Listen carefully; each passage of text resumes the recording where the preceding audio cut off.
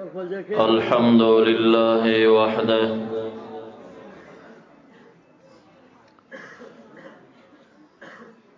والصلاة والسلام على من لا نبي بعده ولا رسول بعده وهو خاتم النبيين. أما بعد فأعوذ بالله من الشيطان الرجيم. بسم الله الرحمن الرحيم. قل بفضل الله وبرحمته فبذلك فليفرحوا. الآية. وقال النبي صلى الله عليه وآله وصحبه وسلم: خير أيامكم الجمعة فيه خلق آدم على نبينا وعليه الصلاة والسلام. الحديث كما قال عليه الصلاة والسلام. زی مہجوری برآمد جان عالم ترحم یا رسول اللہ ترحم. ان اللہ وملائکته یصلون علی النبی یا ایها الذین آمنوا صلوا علیہ وسلموا تسلیما. درود شریف علیہ.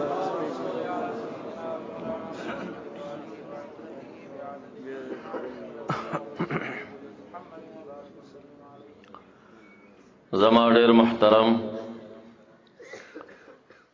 والدی المکرم ومشفقی العظم خواجہ خواجگان جناب خواجہ صاحب مبارک، زما ډیر محترم قابل صد احترام مہمان گران قدر پیری طریقت حضرت العلامہ مولانا عبدالرزاق صاحب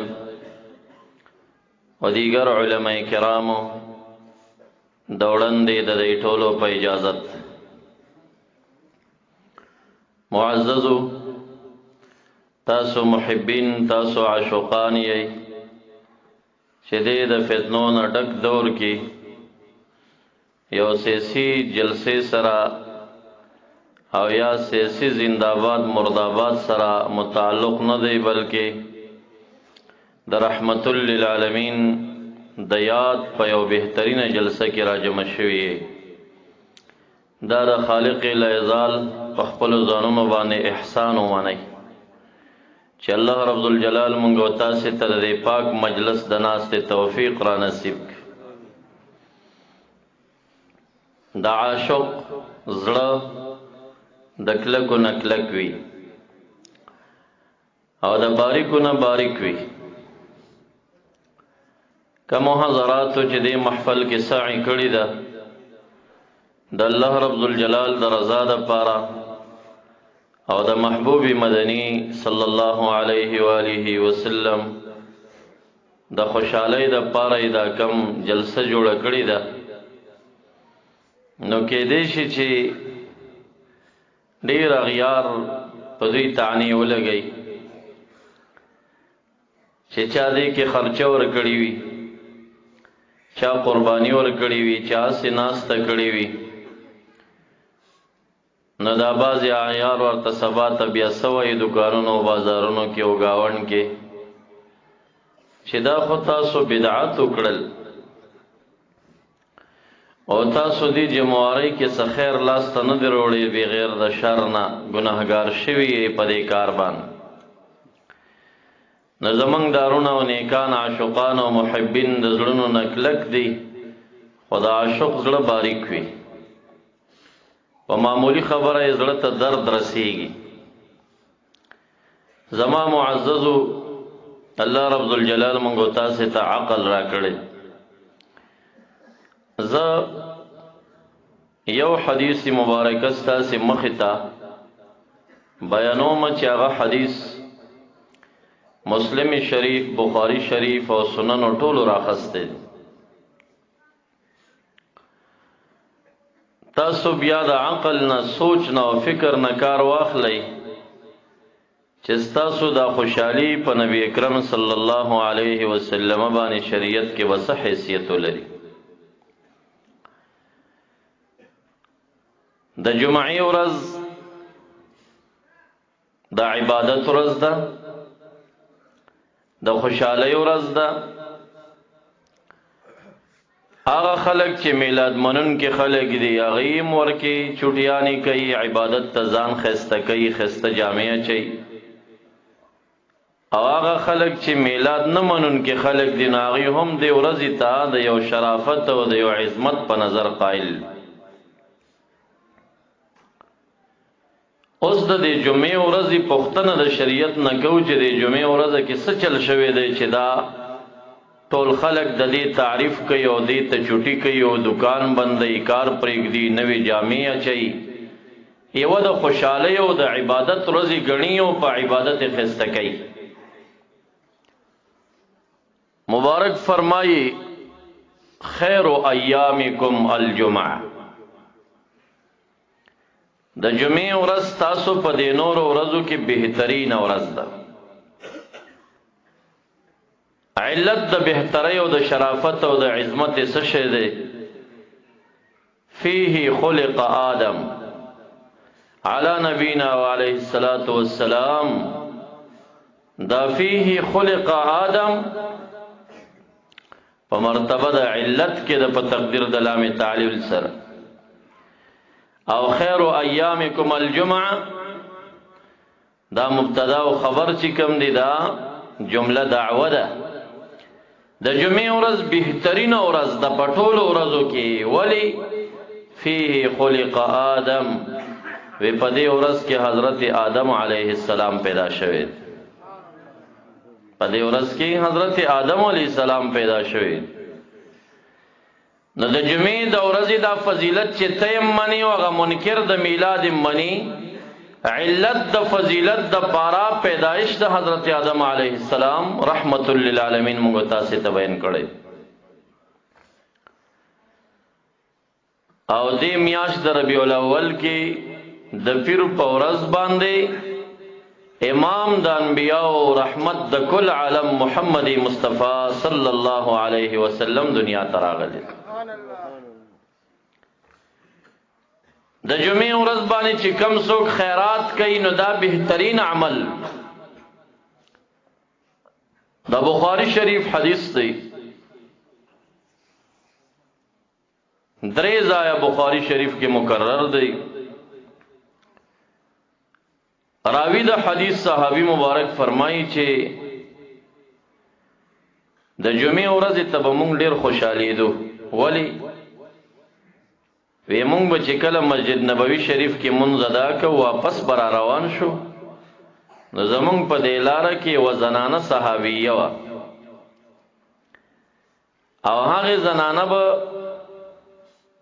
چکندر دا راویستل، په اوبو کې به یې وخوټول او د هغې د پاسه به یې لږ د وربشو وړم واچول، او دا به مزیدار مونږ ته تیار کړیو.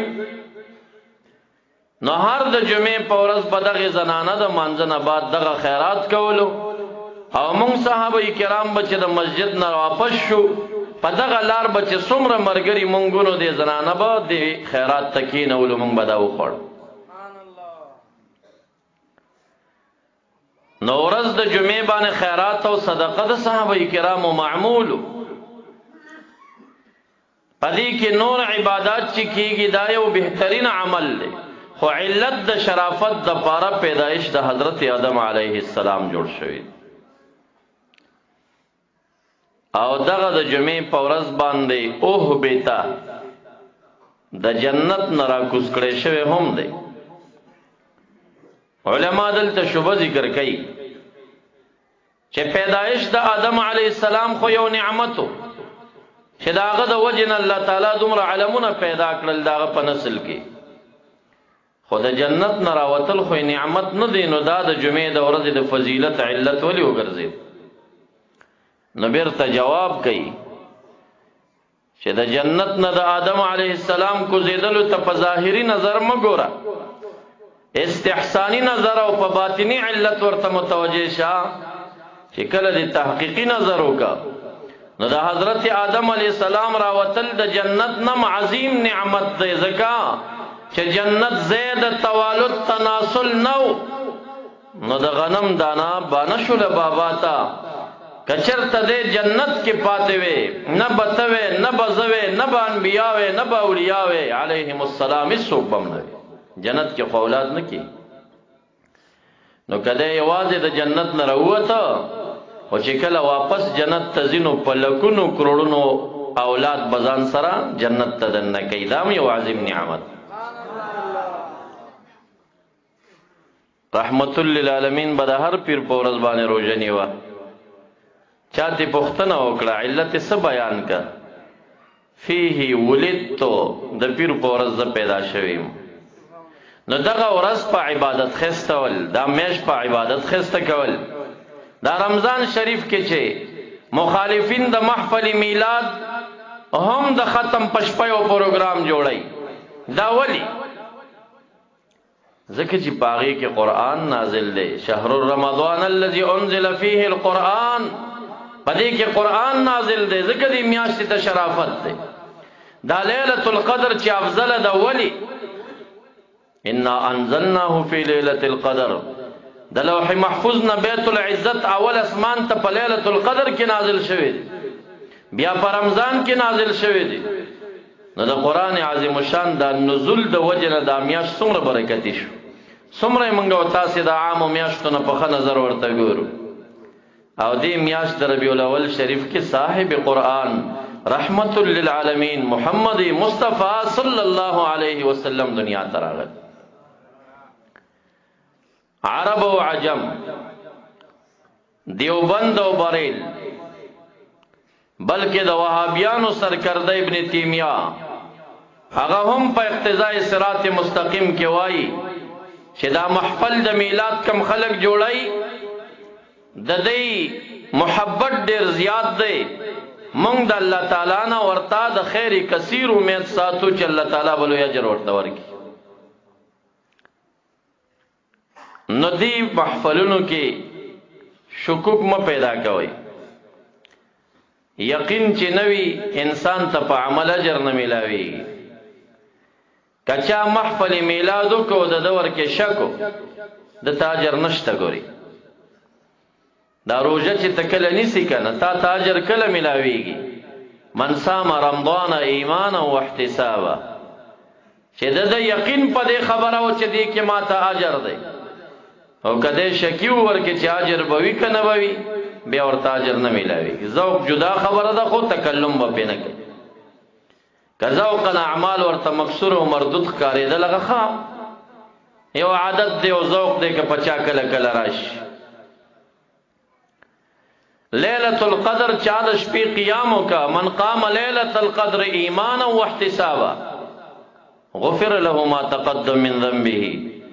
نو دا ایمان تصدیق ته ویلې شي، هر عمل به د یقین او د تصدیق په نیت چې یاره دې کې ما ته اجر ملاویږي نو بیا به تا ته اجر ملاویږي.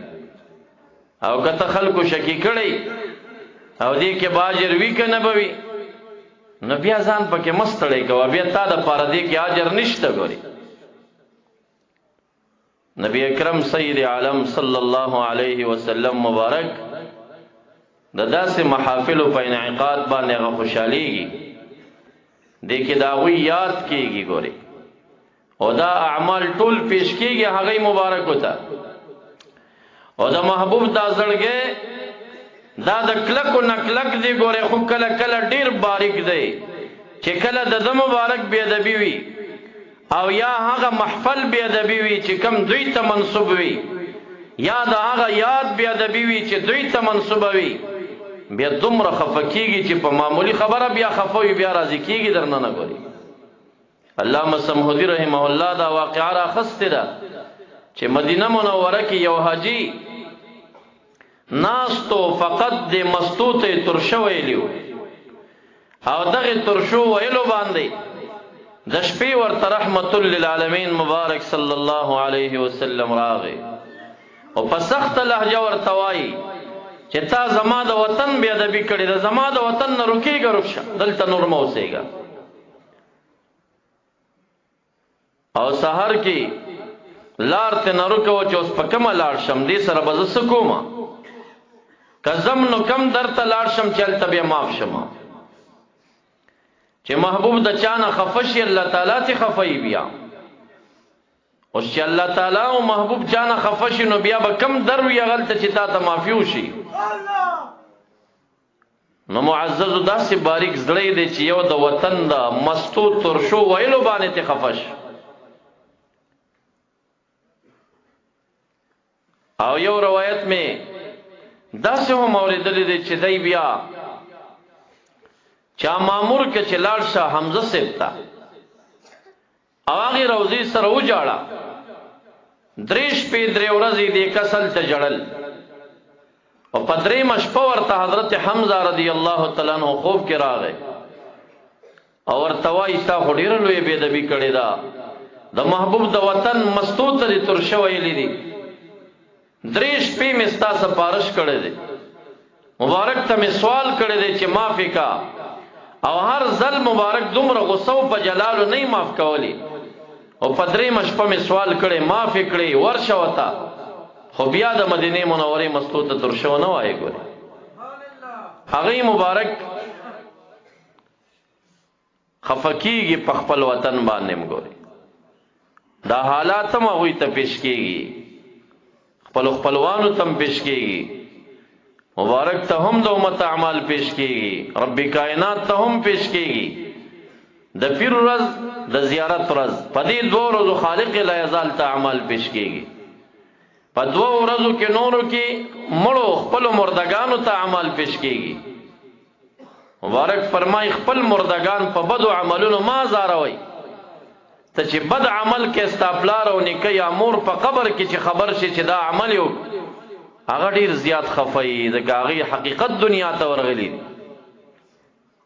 او 2 ورځو کې رحمت للعالمین صلی الله علیه وسلم ته دا حالات پیش کېږي. زمنګ د والد ګرامی یو مقتدیو مدینه منوره کې آتش پې کړې وې، حج ته تللیو او دا 8 واړه شپې هغلته یو زوی مزدوري کوله، هغه سره یې کړې وي. ګورې مدینې منورې ته لاړه، مسجد شریف ته مانځه ته پنجګانه راتله، خو دا شپه به یې بل ځای کوله، د یو بچي سره به یې کوله. په آخري ورځ باندې بیا زوی ته وایي چې زه خو بلکل مسجد نبوي کې مې آرام ونه که، ما خو مبارک خوب کې ونه لیده، زه ملګو د کېږم، شراغې د 1 غنټې د پاره نور خو سفر دی روانګي کېږي چې څنګه آرام کوي. رحمت للعالمین مبارک صلی الله علیه وسلم خوب کې ورته راغی. نوم یې څه و؟ خواجه څه و؟ یار محمد حاجي سوزاده. د دوی مقتدی و پاک انسانو. مبارک ورته خوب کې راغی او په خوب کې ورته نوم اخلي، ای فلانیه ته د کم ځای نه رالې زما وطن ته او ما سره د یوه شپه مو نه کړه، ګیله ورته کوي. هغې ورته عذر پیش کوي زما 8مه شپه ده زه راغلی یم، وی 8 واړه شپې دې د خپل زوی په محبت کې کړي دي، 8 شپې دې کړي خو زوی په مینه کې دې کړي، ما څه خو نه ده کړي، ما څه د یوه شپه هم نه ده کړي. دومره باریک زړه دی چې د خپلو عاشقانو نه بیا په دغسې معمولي خبره باندې ګیلمن شي. هلته مونږ او تاسې لاړ شو، اکثر خپلو کمرو کې بیا آرامونه کوو، چې راشو بیا مو ارمان وي مونږ خوب ونه لیده چې روضه مبارکه کې سړی مسجد نبوي شریف کې آرام وکړي، هلته بیا دی مبارک ضرور به ضرور انسان ته په خوب کې راځي. دی رمضان شریف کې په ما باندې بیماری رااله او تبې رااله، 15 شپې سختې تبې راباندې رااله. مرګرو ته مې وویل د یوه شپه ځم روضه مبارکه هلته په مسجد نبوي شریف کې آرام کوم، چې چې څنګه می سر کې خود او سترګې می پټې شوې د روضې مبارک د گنبد شریف او د روضې مبارک د وسط نه مبارک را تخکاری نه خو आवाज کیږي داسې आवाज کیږي نمره تاخلی رسول الله مبارک په خپل आवाज کوي نمره تاخلی چې دا ترماس می درولېګا پدې کې څه شی دی دا اوس کا او دا د ایمان او د حکمت نډک دی دا اوس کا دې سره سر ته می عربانو شروع کا زیرا ویخ کړم اسماونس کل ډیر زیات غصه شوم خفه شوم چې دا ولې دی شروع کا بیا سم لاستم چې بیا ود شوم یو عربي لباس انسان راغې خوب کې او لاس کې ترماس دغه ترماس هغه اوسم زما سترګو کې دی چې کم شکل ترماس بوسکی رنگ لره وړو کې ترماسو او ما ته وی پاسا نبی اکرم صلی الله علیه وسلم درته چیرې علی گلی خدا د ایمان او د حکمت ډک دی دای مبارک زړه د خپل دوستانو نه پدسي معمولی خبره بهر ته نشپینه چال تور سره شپیو کې بیا در ترازی نو معززو داسې محافل هغوی ته د اخلاصونه رسی شاه عبدالرحیم رحمت الله علیه د شاه ولی الله سے پلار چې سالانه به لوی داسې جلسه جوړوله صدقات به کول یو کال ور سره خرچه نه و د بیبیانو نه روپۍ راټول کړي 4 روپۍ پیدا شوې د خپل وخت 400 کاله مخکنی واقعا ده وی 4 روپو باندې بز څه شی وکما دکان ته سو کولیګل دا توري چڼې په واخستې هغه خپل مسجد او خانقاه کې په خپل مریدانو طالبانو تقسیم کړي او دعای موکړه عاجزانه دعای وکړه چې الله ستاد حبیب د ذات موافق خو سډیر څه پکارو چې ما صدقه کړې وي خو نه دی کال کې مې وس نو دغه سمې صدقه کړل پدیش پچ آرام کوي او د کیږي خوب ګوري چې دغه مسجد د دوی کې رحمت للعالمین مبارک تشریف فرما ده صلی الله علیه وسلم سبحان الله او هغه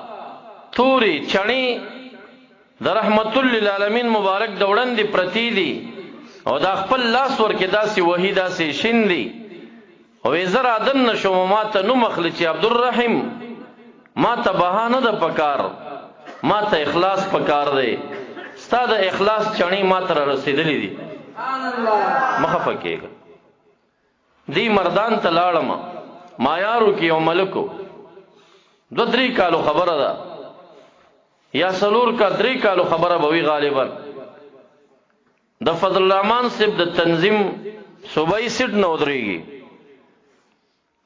نو خپل راته به خوب بیان کوي پرون الته دفتر کې مرګرو ته می دعوت ورکړه چې زما محفل میلاد دی راشي مرګرو را پسې مسخره وکړه چې ته خو بدعتي شوی چې شپیراله ممی سړی دی عام جټ سړی دی وی ډیر خفاوم چې زه په یوازې ځان باندې شپږ ودیږه په خومه دا دومره خرچه کوم او ما ته یو سړی بدعتي وي په دې باندې ځان سم دعا د شپې وکړه چې یا الله کدا ښه کاری ما ته نظاره وخایا او کدا بد کاری ما ته سو وخایا ویش په خوب ګورم زما محفل میلاد جوړ وی आवाज شي چې نبی اکرم صلی الله علیه وسلم مبارک تشریف راوړو چې زه په منډه راشم د خوشحالۍ نه نو زما چې کم دیګونو هغه دیګ په خوا کې نبی اکرم صلی الله علیه وسلم مبارک ولاړ دی او زما وی غټي وریجی د 400 واله می پخکړی خوب کې ودا مجمع لاس کې وی او د وریجو ډکوي او ما ته आवाज کوي نمره تا خلیه فلانیا شکونه مکه وستا اخلاص ما تر رسیدلې دي مخفه کېګا سبحان الله سحر چې ویلاړم دفتر ته امرګرو ته می ویل چې یو بم ناراضی راته تاسو پرون ما ته بدعتي وی نن د محفل میلاد د برکت ما ته رب کائنات د محبوب عربي صلی الله علیه وسلم غا دیدار نصیب کا او دومره بهترین دیدار چې ما ته خپل نوم واخیسته او بیا یې وویل چې ستا اخلاص ما ته قبول.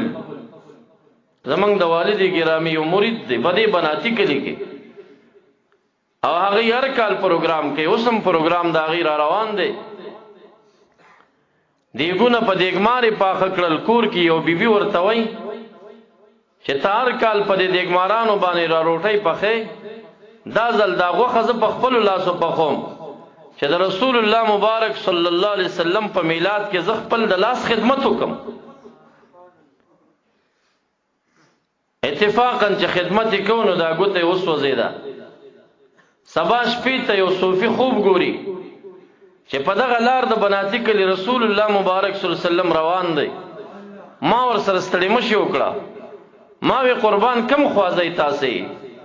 وی پرون دغه کلی کې محفل د میلاد شریفو او زما دغه میلاد پروګرام کې د یو زنانه چې اوري بلو د هغې ګوته یا لاس زخمی شوی سوځېدلی دی، زه د دغې زنانه بیمار پرسۍ ته راغلی.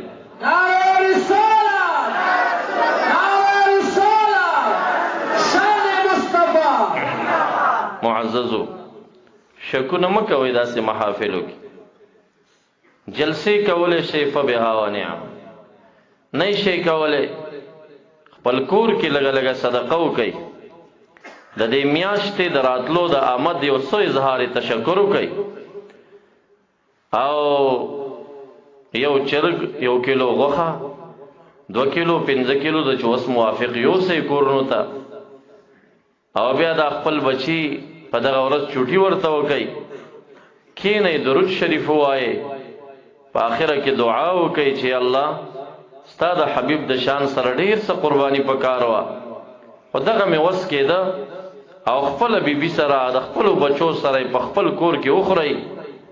دا یو عظیمه، دا یو عظیم محفل میلاد، ډیر پاک محفل د میلاد دم دغه خپل کور کې دا صدقه وکړي، درود شریف وایي. معززو دا خو اسانه کار دی ان شاء الله چې د جمعات میلادونه نشي کولی، په کور کې خو یو صدقه په بچو خوړی شي کنه، ټولو عدد ان شاء الله کور ته به په دې نیت باندې یو کیلو 2 کیلو غوښه یوسئ، د چا ډیر وس کېږي ډیر وکئ، چې ډیر مو وس نه کېږي دا خو یوسئ، درود شریف ووایئ، دعا پې وکئ، دا ستاسو میلاد دی، کورا کور میلاد جوړ کئ. د نبی علیه الصلاۃ والسلام ځان ور یاد کئ د شفاعت دپاره چې هغې مبارک په دې باندې خوشي